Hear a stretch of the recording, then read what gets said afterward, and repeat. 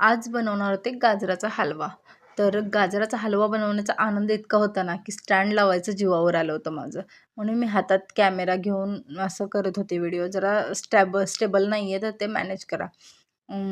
गाजराच्या हलव्यात 1च चमचा तूप टाकलेलं नव्हतं मी. आधी पण 2 चमचे टाकलं होतं आणि नंतर 1 चमचा टाकलं होतं. नाहीतर म्हणाल 1च चमचा टाकला एवढंसं तूप असतं का तेव्हा?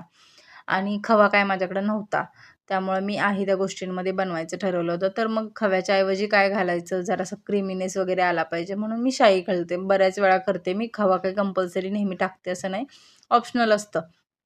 तर शाई टाकली आणि त्यानंतर मस्त मिक्स करून घेतला आणि भरपूर असं दूध नाही घालत, कारण मग जास्त एकदम शिजलेला पण चांगला लागत नाही. म्हणून मग थोडंफार दूध घालते आणि त्यामध्ये शिजवते. शक्यतो ते साखरेच्या पाण्यात आणि वाटी मोठी वाटी दुधात शिजून जातो. मग शाई वगैरे असेल तर भरपूर होतं ते.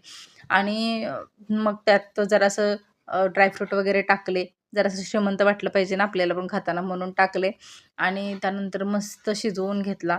पूर्ण वेळ बारीक गॅसवर मी हा पूर्ण गाजराचा हलवा बनवला होता. एका साईडला मी जेवण बनवत होते आणि एका साईडला गाजराचा हलवा बनवत होते. तर चपातीची भाजी, बटाटा वाटाण्याची भाजी, वरण, गाजराचा हलवा आणि चपाती असा माझा मस्त मेनू होता आणि एवढा सुपर्ब झाला होता गाजराचा हलवा. प्रत्येक वेळी खवा आणून करण्याची गरज नसते. अशी रेसिपी तुम्ही ट्राय करून बघा नक्की.